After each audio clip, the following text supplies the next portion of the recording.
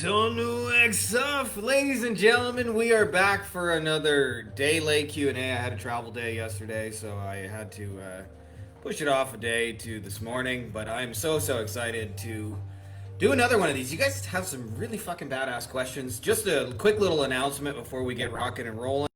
I will be posting a training in the group.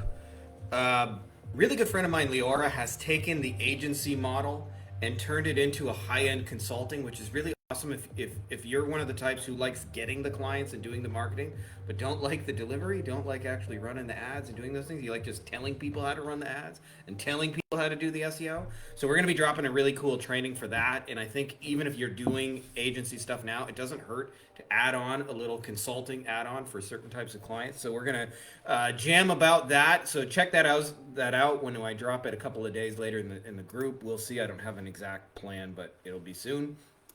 Anyways, let's get into the good stuff. Ladies and gentlemen, boys and girls, children of all ages, Frankie Finn proudly brings to you our weekly Q&A. A day late. Sorry, guys. So first we got Brett. Brett says, how would you charge a client who asks you to speed up a WordPress Elementor website? I'm thinking of estimating $100 to $300 cost and start with a $100 diagnostic that will apply towards the total cost. What is your opinion on this approach? Brett, I'll tell you, when I come to pricing in general, there's a lot of things. So firstly, in your particular case, it sounds like it's an existing client. So, obviously you got to be a little more careful. You don't want to ruin a relationship over a little $100 speed up issue. But I'll tell you, there is a magic is how most people charge is like a middle class kind of like poor value kind of like thinking, like where when you have those poor and middle class values, you charge for the amount of time it's going to take and the amount of effort. And what you want to start doing is really, as a general rule, is looking where there's big problems, where you can create big value and create a charge based on the value. So the easiest way to tell the value is to look at the cost of not solving that problem. So I would just ask them, hey, why do you want your website sped up? And when they tell you, oh, it's because, it's affecting our ranking, and I would go a little deeper, well, what happens if you don't rank? And they say, well, we can't catch company XYZ, and then we're losing all this business to them. That suddenly that little speed up issue gets more valuable. Okay, it sounds like this is a major issue that needs to be fixed.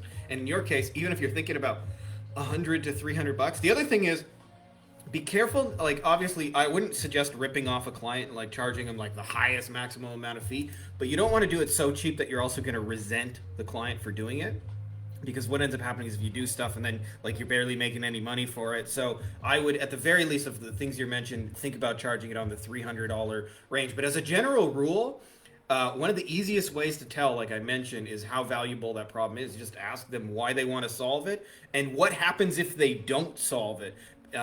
Sometimes what I'll do is I'll imagine somebody with a specific problem and I'll take it to the extreme. I'll imagine their entire life goes by and they never solve that problem, how much they actually lose.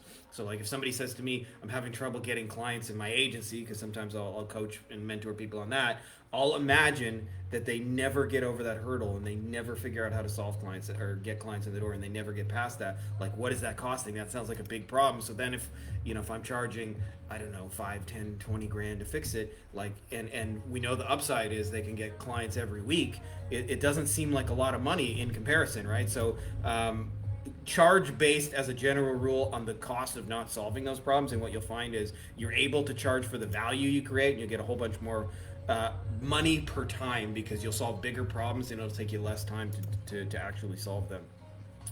Usama, hey guys, what tools or ways you're using to give the ad spend reporting to the client? Currently both Facebook and Google campaigns for a client and wants to show how both reports in a single Google sheet.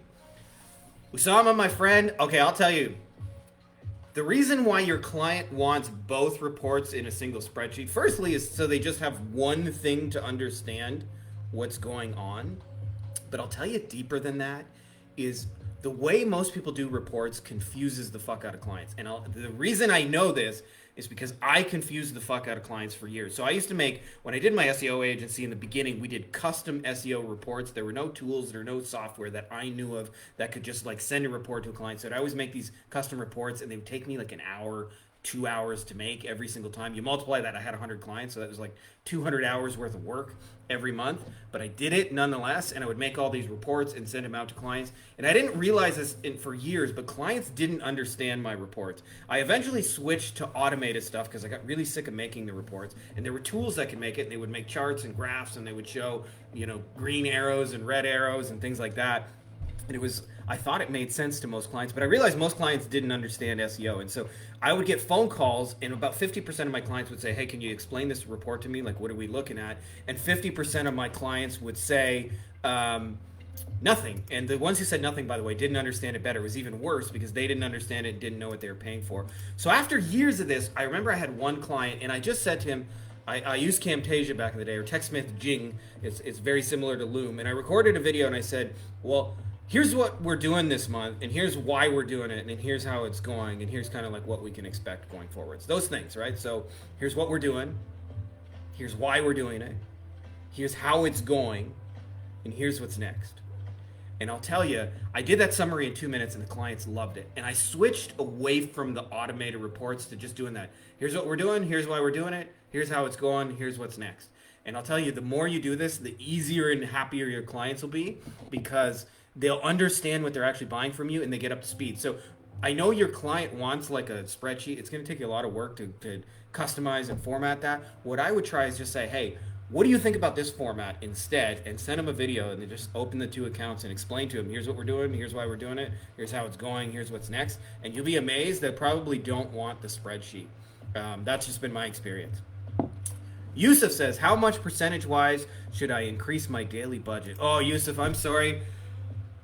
Apologies in advance, my friend. You're going to get a Frankie Finn rant.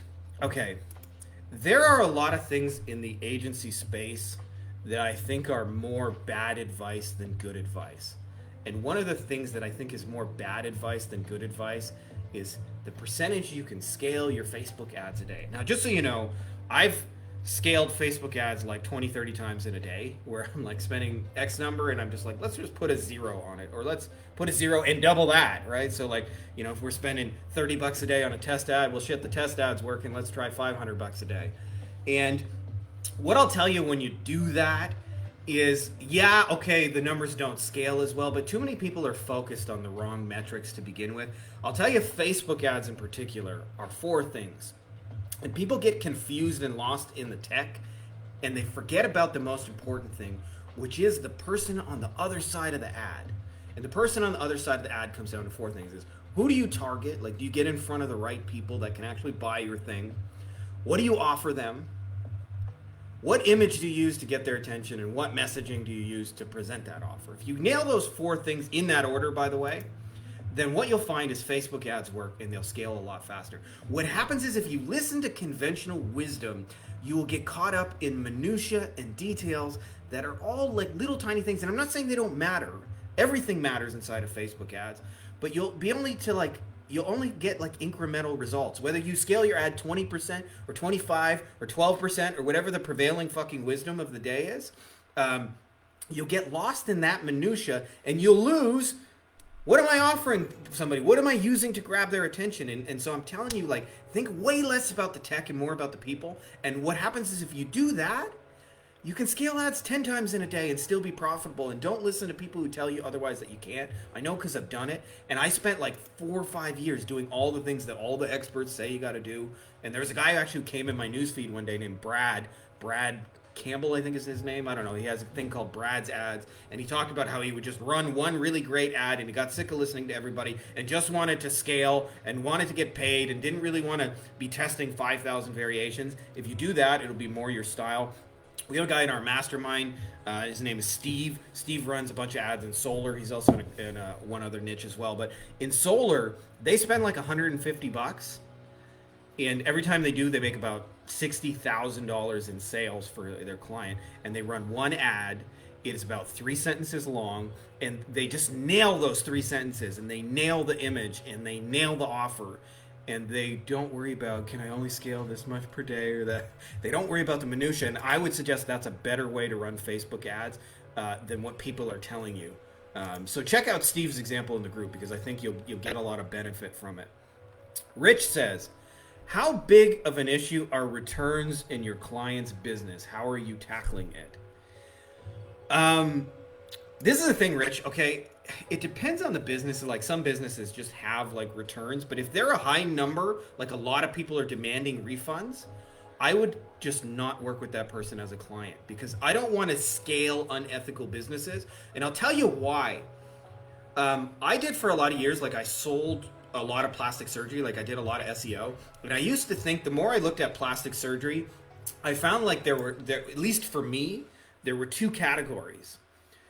Category one was like a lot of people who I felt like really needed plastic surgery, and those especially were the people who like were in a car accident and had their face deformed, and the surgeon would help them look normal again. I really felt like that was like a beneficial way, but a lot of it was just preying on women's insecurity. Like they would have a little bump in their nose, and they would cut off the bump in their nose and charge them 20 grand, and they wouldn't really look all that different, right? Like sometimes they look worse, right? And so I didn't really feel good about that. And I think it's really, really important, whatever that is for you, to feel good about what you're selling for a client, where you actually feel like, hey, I'm adding value to the world, I'm contributing something, I'm making a difference, what I'm putting out there like fucking matters and values to people, because you'll make selling is a lot easier when you actually genuinely believe in yourself and your client stuff.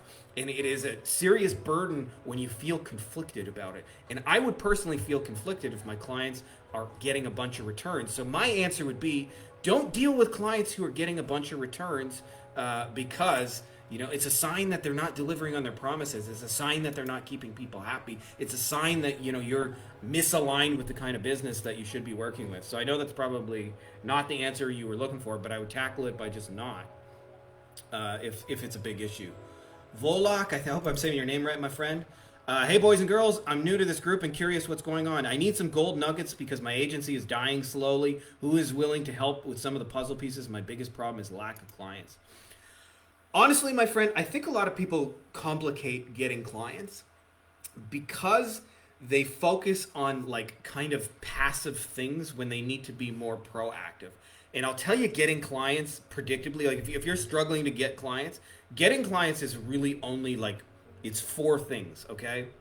Thing number 1 is you have to narrow it down to a specific group of people. And I'll tell you, when it comes to picking a niche, if you will, what people do wrong with this is they go too broad with this niche and not too narrow. Too narrow, generally, I'll tell you, narrow is way better than broad, because you'll actually have like a group of people you can focus on. So like when I first started working, my criteria was lawyers. That's very broad. It sounds like it's niche specific, but it's really not. There's like 100 different types of lawyers. They have different things, different services, different offers. And eventually I've narrowed it down to personal injury law firms that are currently spending at least 50 grand, at least 50 grand a month on advertisements, and have a firm of at least, usually typically between 5 and 20 people. That's my target person. And the more narrow it is, the better, because you can speak to them more meaningfully, which leads to my second thing is that you have to spend a couple of hours and find out what problems these people have. And there's only 2 ways I've ever found to do that. Way number 1 over here is, if you have the ability to talk to those people and actually like directly ask them questions, just do it. Have a conversation, whether that's in text or in chat, face to face, doesn't really matter. But find out like, hey, where are you getting stuck? What are the challenges? Like a lot of lawyers, for example, they know how to market, believe it or not. They're like, I work 80 hours a week. So it's the 80 hours a week thing that they're actually trying to solve, is they're trying to buy back time, be able to grow, but not have to spend more hours doing it. So you have to really know your market. You can do this in 2-3 hours. The other way is, if you don't have the ability to talk to them, because maybe you're breaking into a new niche, or you just don't know any of those people. Like when I first started working with lawyers, I knew 0 lawyers. So what you do is you go where they are and you read their conversations, right? I join a group of agency owners and I listen to agency owners. I join a group of lawyers and I listen. Like the ears are underestimated, but you have to know their problems better than they do. Number 3 is you make an irresistible offer that makes your shit easy to sell. And then most agencies, by the way, have very resistible offers. I used to have a very resistible offer. When I sold SEO, my very resistible offer was, pay me money for 12 months. I'll build you some backlinks and try and rank your website, and hopefully it'll work, but no guarantees because Google's crazy. That's a fucking resistible offer. Hey, I don't know you and you don't know me. Pay me thousands of dollars and hopefully I'll get your results, but no guarantees. That's pretty easy to fucking resist, right? That's very different than like, hey, I got this campaign that'll bring you a client within the next 48 hours. I'm going to send this out to your existing list, and you can pay me after you get the client. So let me just go ahead and send that on your behalf, right? So, irresistible offer. Number 4 is, and this is another thing that a lot of people avoid because of the mental game, is you have to proactively go put it in front of those people. And you're only going to do that with paid ads or with organic, whether that's outreach or messaging people or sending them a letter in the mail. And I usually just think about what's the easiest, best way to reach these people. But you have to proactively get in front of them. I see a lot of people in this stage, they fuck with their website. They do things that like, which is cool and all. I'm not saying you shouldn't have a website, but like if nobody's visiting your website, that's not going to get you a client. I have to go where lawyers are and get in front of them, or you have to go where dentists are and get in front of dentists, right? Like, and I'll tell you the biggest reason people avoid this, they're afraid of rejection. But I'll tell you, I don't personalize it anymore. I just see it as like they reject my offer. It's not me. I'm cool regardless. And if they say no, then I just look at how can I make the offer better? How can I make it more appealing? If they say yes, then I look at even still how could I make the offer more appealing and better. But those are the 4 things. If you want to get clients, choose a group of people, figure out their problems, come up with an irresistible offer, and put it in front of them. And I'll tell you, having done this many times in many different niches for many new people, if you're starting out and trying to do that consistently, you will most likely fail the first time through, meaning the first offer you present to these people will probably not be the one you finish. But having said that, it's an iterative process. Put something in front of them, improve it. Put something in front of them, improve it. And then you'll find after like 3-4 iterations, you'll get it. And once you get it in a big way, because once it works once, it works twice, it works 3 times, which is why I've said for a lot of years, it is harder to go from 0 to 1 client than it is to go from 2 to 10. It is harder to go from 2 to 10 clients than it is to go from 11 to 50, right? Because how do you go from 11 to 50? You do the same shit that got you the first 20. So going to 0 to 1 is actually harder. So you got to figure out the 0 to 1. It's the hardest part, but that's why entrepreneurship is set up the way it is. The rewards on the back end, right? Like when you have a system that's working, that's paying you, and clients are coming. So do those 4 things, and you'll find clients are the inevitable outcome of it. Linda says, hello. I need assistance with creating website design, client onboarding checklists. Finding it difficult to figure out how to structure it. Thanks in advance for help. Linda, I don't necessarily have a checklist I can give you, but I can give you the next best thing, which is I'll tell you where most design work gets fucked up.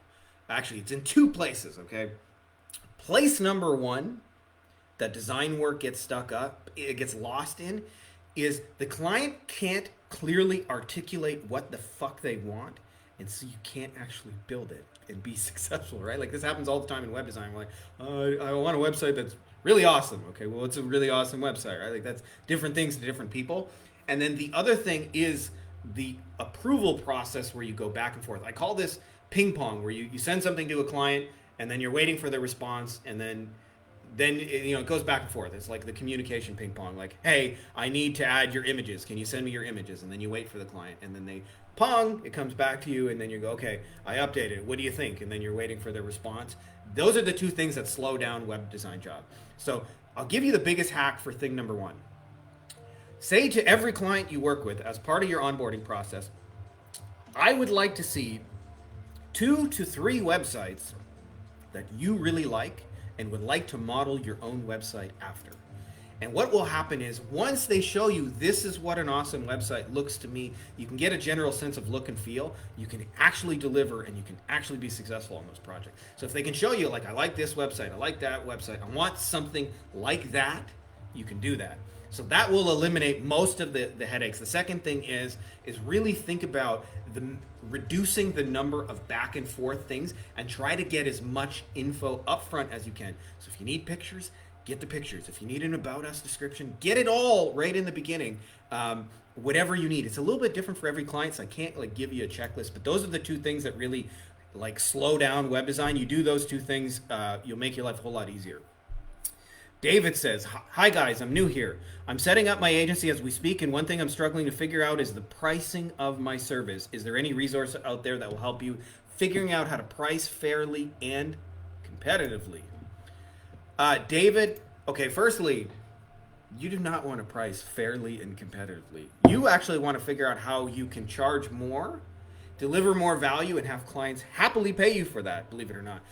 If you think about charging competitively and fairly, you're going to be in the middle and you're going to have a hard time selling it because you'll be in a box like everybody else's box. So I don't think about doing that. The first thing is, most people do this process backwards, like completely fucking ass backwards. And what ass backwards looks like, to me anyway, is they come up with a service and then try and figure out how to sell it to people. So I can remember this in my local city in Windsor, Ontario, Canada, my hometown, I should say. I don't live there now. But in Windsor, Ontario, Canada, one of the things is there are a shit number of auto body mechanics. And the reason is, I assume there's lots of guys who are working for somebody else and said, man, working for the boss man sucks. I'm just going to start my own shop. But the problem is, there's no need in the marketplace for other auto body shops. So what they did is they came up with the service and then try and figure out how to sell it. That is backwards. What you need to do is figure out what problems exist in your marketplace and then figure out how you can serve those needs of the marketplace, because any business is driven by needs of the marketplace. Now, I'll tell you a simple example of how this works. My last girlfriend drove a Volkswagen Beetle. It was her all-time favorite car. We got her a Beetle. We went to 3 or 4 different auto body shops. She got rear-ended, and the auto body shops said, and I quote, Volkswagens are really tricky. We don't really handle them. And eventually we found a guy who specializes in a niche, within a niche, who does only Volkswagens, and he charged way more money, and we happily paid him way more money. And so, all things being equal, you want to be the Volkswagen guy and not the fucking 1,000 other people that are selling the same thing. And you can only know that if you spend a little bit of time researching the needs and problems of your marketplace. And that means that your value comes from the size of the problem that you solve, how quickly and easily you solve that problem. If you do that, you'll have something unique and you won't be in everybody else's pricing box. Now, having said that, there's only 3 ways you can price your shit. You can charge for a retainer for it. You can charge where I get paid on the results. You can do a hybrid model. That's all I've ever found. Maybe there's other ways. I don't know of them, right? So I guess I should say that's not true. In the crypto space, we get a percentage of the project and we get shares for doing that. But anyway, that's basically it. That's sorry, David. I wish I had better thoughts for you on that, but that's what I got. Pranav, question for Facebook ads agency owners: which paid tool is best for tracking purchases through Facebook ads other than GA? GA being Google Analytics. Okay. So obviously Alex Becker has a really cool tool called I think it's called Market Hero or something like that. Anyways, you have to Google Becker. It's his product. I know a lot of friends, or Market Samurai or something like that. I forget the name. I have a lot of friends who run a lot of paid ads and use it, and they say it is the best tracking tool. Having said that, as often is the case, Frankie Finn has a different opinion than most of the market. I think the idea of attribution is mostly a myth. And what I mean by that is the idea that a single ad is responsible for the total production of your results is generally, in my experience, not true. It's kind of like, imagine you go on a first date with the girl and you guys have a nice time. And then you go on a second date with the girl and you go somewhere else and you have a nice time. And then on the third date, you guys sleep together. And then you conclude that the reason why you slept together is because everything you did on the first date, or everything you did on that date. So the blue shirt works, the pizza place works, and that's the reason why we hooked up. It would be nonsense, right? Because you don't operate in a vacuum. It's also the first and the second date contributed to that. Now, I've experienced this where when I first started running ads to lawyers, no one gave a shit. But I'll tell you, after 6 months of running ads, everything I did worked. And it was not because my ads got so much better. It's because they had seen me repetitively for 6 months. And so your ads don't operate in a vacuum. So if you're trying things, that whole thing creates a relationship with your marketplace. And now I've learned to embrace that differently. Dennis Yu has a thing he calls the 9x9 matrix, where they actually run 9 ads simultaneously to an audience to enhance that relationship as quick as humanly possible. The longer I do this, the more I focus on that. Now, having said that, obviously you want to track what's working. And so the biggest way I track it is offer. right? If I say, come in and get an ice cream for 99 cents, and nobody comes in and says, I'm here to get the 99-cent ice cream, then I know nobody wants a 99-cent ice cream. If I say, come in and get a Big Mac combo for $4.99 with an extra large fries, and people come in and say, I'm here to get the Big Mac combo with the extra large fries, then I know that's what worked. So you want to use that, your offer, as the ultimate tracking tool. And then obviously, if you want to take that to the next level, of course you can use Market Hero and things like that. But I'll tell you, somebody may see like an interview of you on YouTube and then go see your Facebook ad later, and they didn't convert on the Facebook ad separate from having seen your interview or heard about your product somewhere else. So the more you can like focus on building relationships as fast as possible and having offers that work, you can track that and scale a whole lot faster. Danish, what plan process would you suggest if a small agency that does SEO and web design wants to get clients?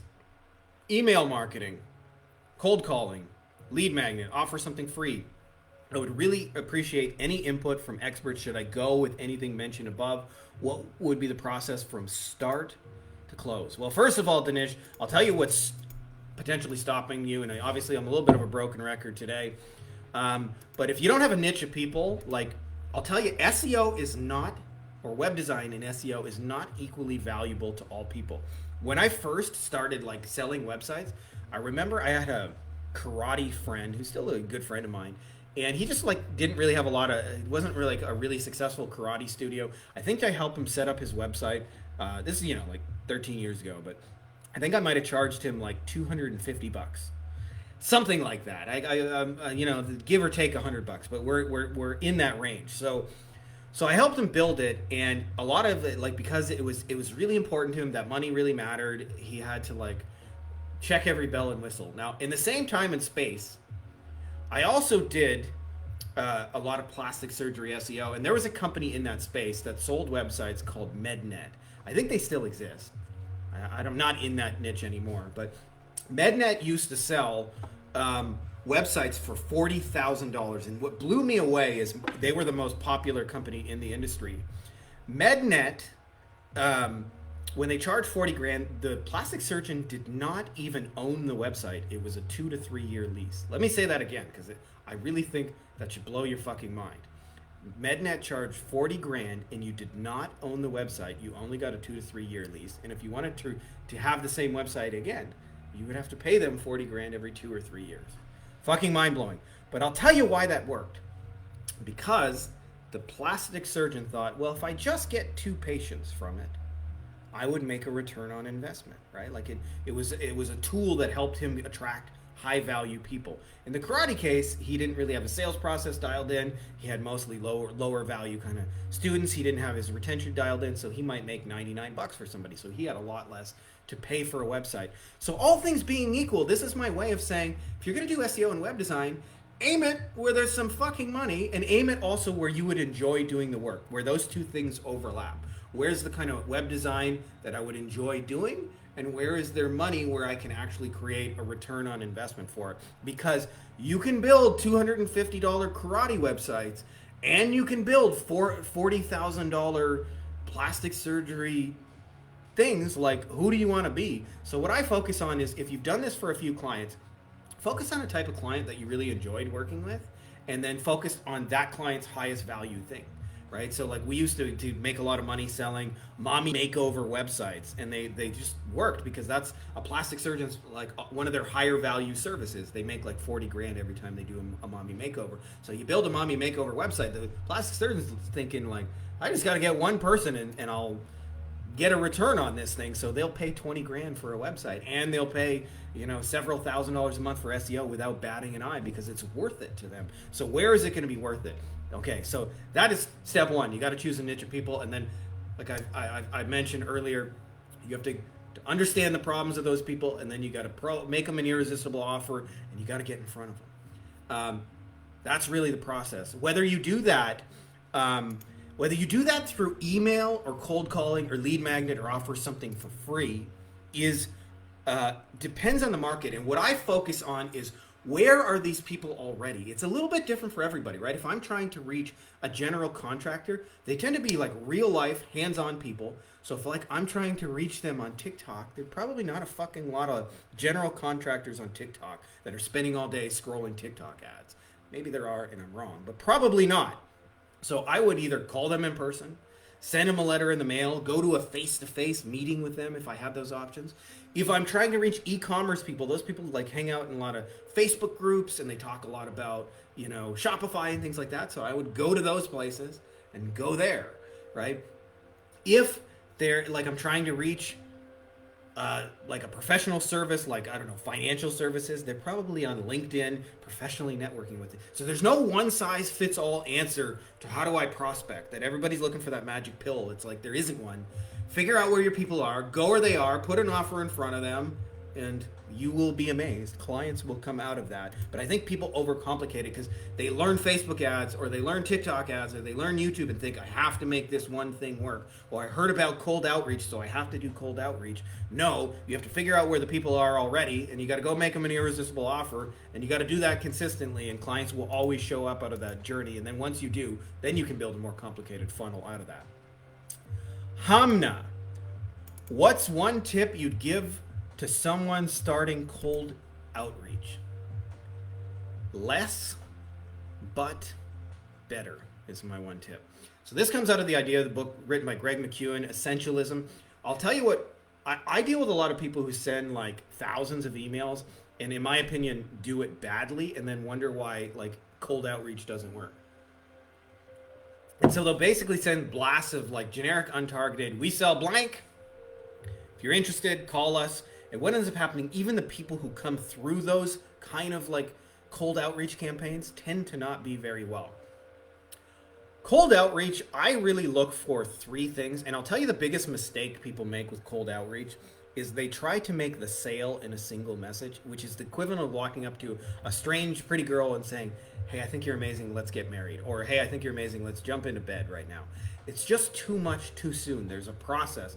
And that doesn't mean you can't get there soon. It just means the point of the outreach is to open a buying conversation. The point of the outreach is not to make the sale in the first message. The point of the outreach is to open a buying conversation. So if you understand the difference between those two things, you can be patient and you can make the sale 2 or 3 messages later. So what I'm looking for is in 1 to 3 sentences, I really look for 3 things. The first thing is, I call it personalization, but it's really, really simple, is talk about them. Talk about them. They don't give a fuck about you. And so the more you can show like this message was written for me, so I get a lot of people outreaching to me. And if they write, hey, we are blank and we do blah, blah, blah, blah, blah, I don't even open those. And I can see the preview line in my inbox. If they say, hey, Frankie, I just read your book, Beyond the Agency Box, I open those messages 100% of the time. So if the first thing is personalized to them, they're going to open it. Second thing is I try and name their baby, right? There's a big difference between we can help you get more clients and I notice you sell course ABC Facebook ads. I'd like to help you sell course ABC Facebook ads, right? So name their baby. And number 3 is I open with a question of would they be interested in what I offer? Like, and I'm not like looking to make a sale in that single message, but like, would you be interested in this? Should we talk about this, right? And often it's like, hey, I had an idea for a campaign that I think would rocket for ABC Facebook ads. Would it be okay to just share some details with you? You'd be amazed. Like, hey, dude, I've been following you for 10 years, really like you, blah, blah, blah, and I'd love to help you sell ABC Facebook ads. I had an idea for a campaign for it. Would it be cool if I shared it with you?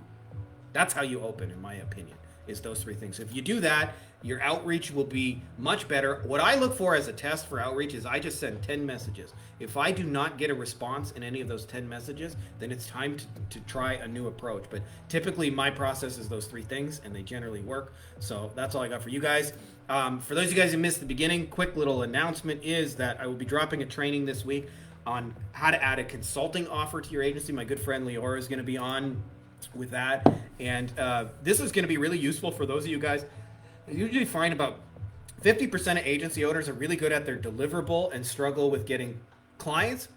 And 50% of people are really good at the marketing and sales, but hate the fulfillment side of things, if you're one of those hate the fulfillment side of things, you'll love consulting because you're responsible for none of it other than just providing the strategy and the thought and the overall process. You get to tell people how to do it without actually having to do it. So if you're interested in that, check out that training. And that's all I got for you guys this week. Thank you again for all the awesome questions. May the force be with you. And I'd love to hear from you guys in the comments below. Whatever else you guys got. And much love, my friends.